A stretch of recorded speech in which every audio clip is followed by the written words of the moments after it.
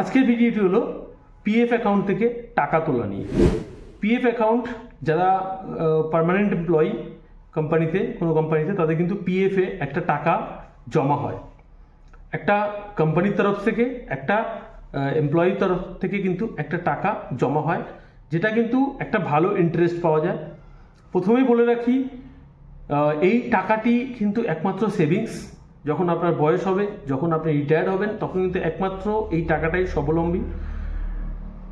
খুব দরকার না পড়লে এই টাকা কিন্তু আপনারা তুলবেন না, তোলার চেষ্টা করবেন না।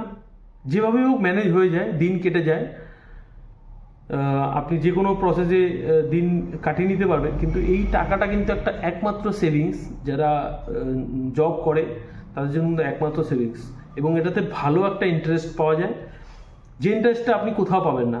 তো সুতরাং পিএফ থেকে টাকা তোলাটা না তোলাটাই ভালো আমার মতে।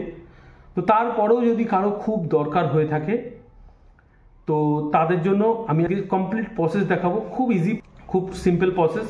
দুদিনে, ম্যাক্সিমাম 2 দিন লাগে আপনার টাকা ব্যাঙ্ক অ্যাকাউন্টে চলে আসতে।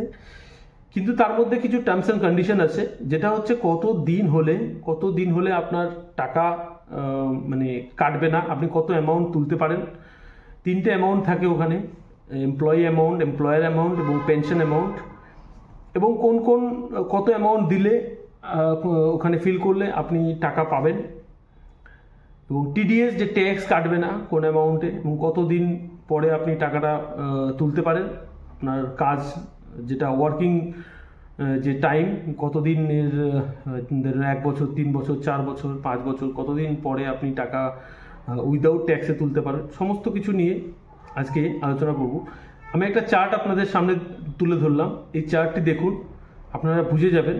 আমি চার্টটি আপনার ডেসক্রিপশন বক্সেও দিয়ে দেবো, তাহলে আপনারা আরও ভালো ক্লিয়ারলি বুঝতে পারবেন যে ট্যাক্স যে কাটে, কী কী ক্রাইটেরিয়াতে আপনার ট্যাক্স কাটবে। ধরুন আপনি 30,000 টাকা তুলছেন, তাহলে কি ট্যাক্স কাটবে? আপনি ধরুন 1 লাখ টাকা তুলতে চাইছেন, তাহলে কি ট্যাক্স কাটবে, এবং তার কী কী ক্রাইটেরিয়া আছে, সমস্ত কিছু আজকের এই ভিডিওতে থাকছে আপনাদের জন্য।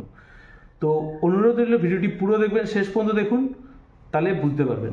চলুন ভিডিওটি শুরু করা যায়। পিএফ অ্যাকাউন্ট থেকে টাকা তুলতে গেলে প্রথমে আমি ফোন স্ক্রিনে উমাং অ্যাপটি ডাউনলোড করে নেব। আপনারা দেখতে পাচ্ছেন উমাং অ্যাপটি। এই উমাং অ্যাপটি থেকেই কিন্তু আপনি পিএফ অ্যাকাউন্ট থেকে টাকা তুলতে পারবেন। উমাং অ্যাপটি ডাউনলোড করার পরে আপনি লগ ইন করে নেবেন, এবং এখানে দেখতে পাচ্ছেন ইপিএফওর একটা লোগো দেখতে পাচ্ছেন। এই ইপিএফওর লোগোতে টাচ করব, এবং তারপরে এরকম একটি ইন্টারফেস খুলে আসবে। এখানে আপনি পাসবুক, মানে আপনার কত টাকা জমা আছে, কোন খাতে কত টাকা জমা আছে, আপনি কিন্তু সেটা দেখতে পারবেন। রেইজ ক্লেমে 2টো অপশন আছে, আমি 3 নম্বরটা চুজ করব, রেইজ ক্লেম।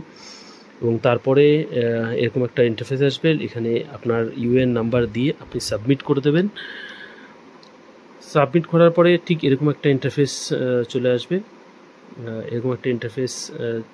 এবং তারপরে কিন্তু আপনি এখানে নিচে কেওয়াইসি ডিটেলস এর জায়গায় আপনি আপনার ব্যাঙ্ক অ্যাকাউন্ট নাম্বারটা ভালো করে জেনে, যে ব্যাঙ্ক অ্যাকাউন্ট নাম্বারটা আপনার ইউএন খাতায় দেওয়া আছে, সেই ব্যাঙ্ক অ্যাকাউন্ট নাম্বারটা কিন্তু আপনি কেওয়াইসিতে দেওয়া আছে, সেটাই কিন্তু আপনি ইনপুট করবেন। তারপরে নেক্সটে ক্লিক করে এরকম একটা ইন্টারফেস খুলে যাবে। এই ইন্টারফেসটার এখানে আপনি দেখতে পাচ্ছেন কিছু, নেক্সট করবেন। তারপরে আপনাকে অ্যাড্রেস দিতে হবে, এখানে কমপ্লিট অ্যাড্রেস, যেটা আপনার রেসিডেন্সিয়াল অ্যাড্রেস যে আধার কার্ডে আছে বা ব্যাংকে আছে, সেই অ্যাড্রেসটা কিন্তু দিতে হবে আপনাকে এখানে। আপনি 5 বছরের পরে করলে কিন্তু টাকা তুললে কিন্তু 5 বছর যদি ওয়ার্কিং টাইম হয়ে যায় আপনার, তারপরে কিন্তু আপনার কোনো রকম টিডিএস কাটে না। এছাড়া আরও অনেক টার্মস অ্যান্ড কন্ডিশন আছে, যেরকম আপনি অল্প 30,000 কমে তুললে আপনার টিডিএস কাটবে না। আপনাকে প্যান কার্ড অবশ্যই দিতে হবে এখানে, এবং তারপরেও যদি ওই না হয়, আপনার যদি স্যালারি কম হয়, তাহলে আপনি ফর্ম 15G দিতে পারবেন। তো এগুলো আপনারা একটু দেখে নেবেন। তো আমি এখানে অ্যাড্রেসটা ফিল করে দিলাম। এবার নেক্সটে ক্লিক করব, সিম্পলি নেক্সট আছে এই যে বাটনটা, নেক্সটে ক্লিক করব। তারপরে এই জায়গাটা খুব ভাইটাল জায়গা, এখানে আপনাকে ক্লিক করতে হবে ফ্রম ফর্ম 13, এবং তারপরে আপনাকে রিজন ইলনেস, মানে আপনার শরীর খারাপ, আপনার তার জন্য টাকাটা চাইছি, এবং এখানে অ্যামাউন্টটা দিয়ে দিতে হবে আপনার যে অ্যামাউন্ট, তবে আপনি কিন্তু কোম্পানির তরফ থেকে যে অ্যামাউন্টটা জড়ো হয়েছে সেইটা কিন্তু আপনি তুলতে পারবেন না। আপনি কিন্তু অনলি নিজের শেয়ারটা তুলতে পারবেন। আপনার শেয়ার পেনশন অ্যামাউন্ট থেকেও কিন্তু আপনি টাকা তুলতে পারবেন না। এবং এখানে ক্লিক করার পরে আপনি অ্যামাউন্ট ক্লিক করার পরে এখানে আপনার চুজ ফাইলে আপনার চেক বুকের যে ফটোটা তুলে রাখতে হবে আগে থেকেই, এবং সেখান থেকে ফটো আপনাকে এখানে আপলোড করতে হবে এবং ফটোটা 4 কেবির মধ্যে থাকতে হবে। আপনি গুগলে কি ওটাকে রিডিউস করে নিতে পারেন ফটোর সাইজটা। তো ফটোতে যাতে আপনার আইসিআইসিআই ব্যাংকের যে নাম্বারটা, যেটা আইএফসি কোড বলে, সেই কোডটা যেন ক্লিয়ারলি দেখা যায়। তারপরে এখানে আপনাকে গেট আধার ওটিপি করতে হবে। আধার ওটিপিতে আপনার একটা ওটিপি যাবে আপনার ফোনে, এবং আমি এটা আপলোড করে দিয়েছি। আপনাকে এখানে গেট আধার ওটিপিতে ক্লিক করতে হবে। তো তারপরে আপনার ওটিপিতে ক্লিক করলে আপনার সেটেল হয়ে যাবে।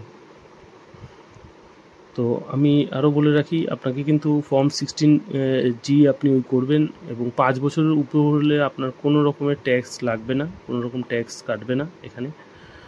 তো আমার এখানে ওটিপি এসে গেছে, আমি ডাইরেক্ট সাবমিট করে দিলাম। ওটিপি সাবমিট হয়ে গেল। অবশ্যই ব্যাঙ্ক অ্যাকাউন্ট ফোন নাম্বারের সাথে আধার কার্ডের লিঙ্ক হওয়া অবশ্যই জরুরি। আমার claim has been submitted successfully. আমি ট্র্যাক করতে পারবো, কোথায় ট্র্যাক করতে পারবো সেটাও আপনাদের দেখিয়ে দিচ্ছি। এখানে ওকে করে ডাইরেক্ট আপনার ওই পেজে নিয়ে যাবে, হোম পেজে নিয়ে যাবে। এখানে আসলে যে ট্র্যাক ক্লেম যেটা আছে, এখানে আপনি ক্লিক করবেন। এই যে দেখতে পাচ্ছেন 4 নম্বর অপশানে আছে ট্র্যাক ক্লেম, এখানে আপনি ক্লিক করবেন। এখানে ক্লিক করার পরে আপনি কিন্তু দেখতে পারবেন যে আপনার স্ট্যাটাসটা কি আছে। আপনি এখন অ্যাপ্লাই করেছেন সেহেতু এখন এটা দেখাবে। দেখুন, online claim submitted at portal. আমি এর আগেও একটা করেছিলাম, তো তার জন্য আমার ওই ক্লেমটা সেটেলড হয়ে গেছে। আপনি আপনাদের দেখানোর জন্য এটা আবার করলাম। তো এটা কিন্তু মাসে একবারই করা যায়। যে ইলনেসের যে অপশানটা ক্লিক করেছেন সেটা কিন্তু মাসে একবারই করা যায়। তো ভিডিওটি ভালো লাগলে অবশ্যই লাইক, কমেন্ট, শেয়ার করবেন। Bye bye.